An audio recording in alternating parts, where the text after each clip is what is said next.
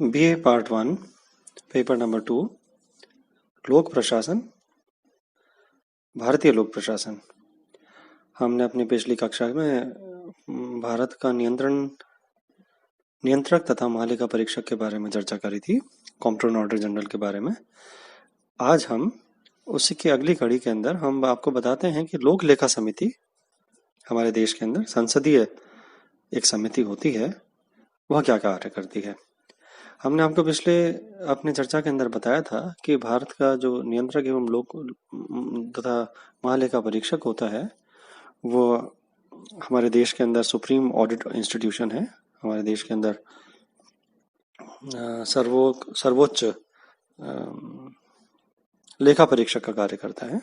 अब ये जो लेखा परीक्षक का जो कार्य करते हैं, इनके लेखा परीक्षा की जो रिपोर्ट्स होती हैं वह मूल्यांकन और चर्चा के लिए भेजी जाती हैं संसद के अंदर। तो पहले वो राष्ट्रपति को, मैंने आपको बताया था कि वो अपनी रिपोर्ट राष्ट्रपति को भेजते हैं और राष्ट्रपति को भेजने के पश्चात राष्ट्रपति उसको सब पार्लियामेंट के अंदर प्रस्तुत कराते हैं, भिजवा देते हैं।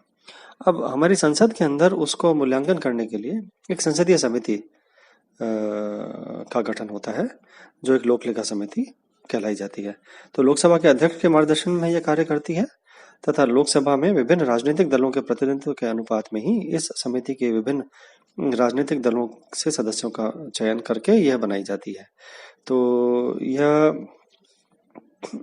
अभी जो इसका स्वरूप है वह यह है कि लोक लेखा समिति के अंदर 22 सदस्य होते हैं, जिसमें 15 लोकसभा से लिए जाते हैं एवं 7 राज्यसभा से चुने जाते हैं। समिति के सदस्यों का संसद द्वारा प्रतिवर्ष अनुपातिक प्रतिनिधित्व के आधार पर एकल संक्रमणीय मत प्रणाली की सहायता से चयन किया जाता है। तो लोकसभा में भारी बहस के समय सदस्यों के इस परिवर्तन को लोकसभा में वित्तीय अधिकारों पर राज्यसभा का हस्तक्षेप करार दिया गया था। अब ये बात आती है कि ये जो हमारी लोक लेखा समिति है वह एक संयुक्त समिति के रूप में कार्य नहीं करती है। इसके अलावा एक उल्लेखनीय तथ्य यह है कि 1967 तक इस समिति का अध्यक्ष शासक दल का ही हुआ करता था, लेकिन उसके पश्चात भारत में इस परंपरा का निर्वाह आगे नहीं चला और हमने यह किया कि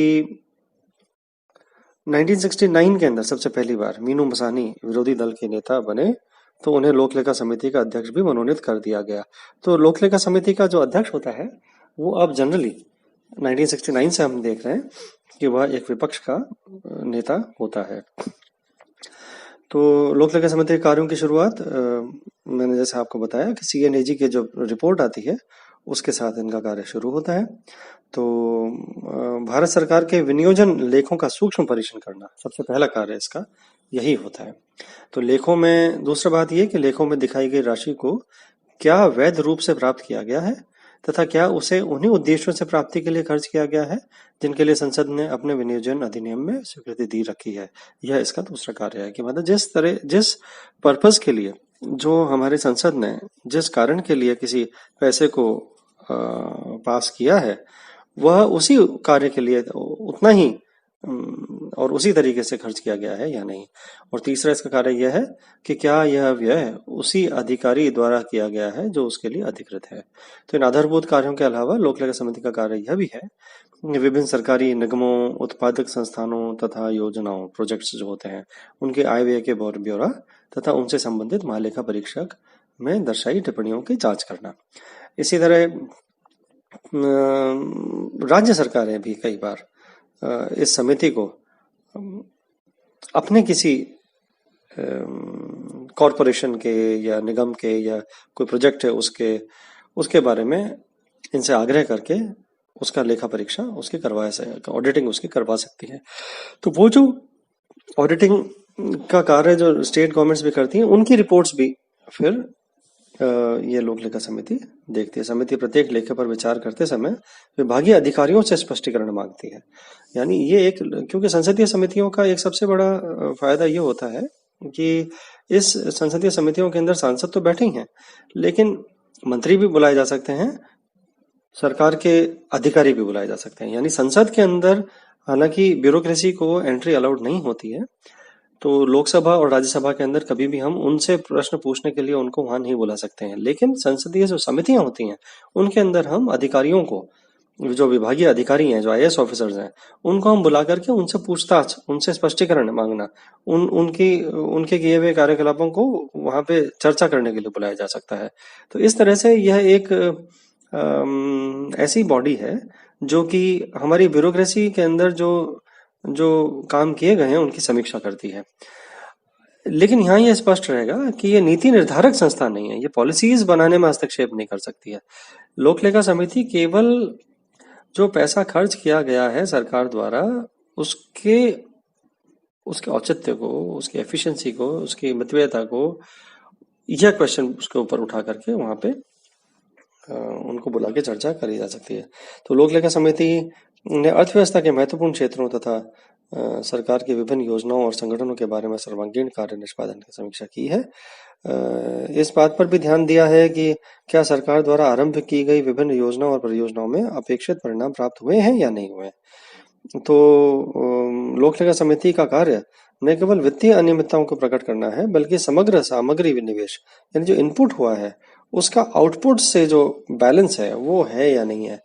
यह एक बहुत इंपॉर्टेंट एस्पेक्ट रहा है लोक लेखा समिति के कार्यों का, कि वो जांच करती है कि जो हमारी सरकार किसी बात के अंदर पैसा लगा रही है, क्या उससे वो रिटर्न भी देश को मिल रहा है। जो जो उद्देश्य, जिस उद्देश्य से पैसा खर्च किया जा रहा था, वह उद्देश्य भी है या नहीं, पूरा हो रहा है या नहीं, है ना। और इसका हम मूल्यांकन इस तरह से करेंगे कि लोक लेखा समिति ने अपनी सिफारिशों को लागू कराने बाबत प्रक्रिया को नियमबद्ध कर रखा है। आंतरिक कार्य नियम 27 में कहा गया है कि लोकसभा सचिवालय की लोक लेखा समिति शाखा द्वारा एक पूर्ण विवरण, अप टू डेट स्टेटमेंट रखा जाएगा, जिसमें लोक लेखा समिति की सिफारिशों को लागू करने के लिए विभिन्न मंत्रालयों द्वारा उठाए गए अथवा संभावित कदमों का ब्यौरा होगा। तो वित्तीय प्रशासन से संबंधित मुद्दों पर सुझाव देना, यानी इसका जो जो कार्य हैं वो 3 शीर्षों पे आ जाते हैं कि जो वित्तीय जो प्रशासन है उसके ऊपर, यानी बजट तथा ओवर एक्सपेंडिचर तो पर नियंत्रण आ जाए, बिना संसदीय स्वीकृति के वित्तीय वर्ष में नई योजनाएं आरंभ करने की परिपाटी, समय समय पर विभिन्न विभागों तथा लोक अधिकारियों के द्वारा तैयार किए गए लेखों में समन्वय, बिना अनुमान किए योजनाओं पर व्यय करने की प्रवृत्ति, और योजनाओं प्रावधानों के अनुरूप विभिन्न योजनाएं पूरी न हो पाना, अंकेक्षण व्यवस्था का विस्तार कर आंतरिक तथा प्रशासनिक अंकेक्षण प्रारंभ करना आदि मसलों पर समिति अपने सुझाव देती रहती है। इसी तरह प्रशासनिक मामलों में लेख लेखा समिति की जो सिफारिशें हैं वह प्रशासकों के अधिकार तथा उन्हें उपयोग करने की स्वतंत्रता एवं नियमों की अवमानना से होने वाली आर्थिक क्षति के लिए जिम्मेदार अधिकारियों को दंडित करने से संबंधित अनेक रिकमेंडेशंस, अनुशंसाएं लोक लेखा समिति द्वारा अपने विभिन्न प्रतिवेदनों में की गई हैं।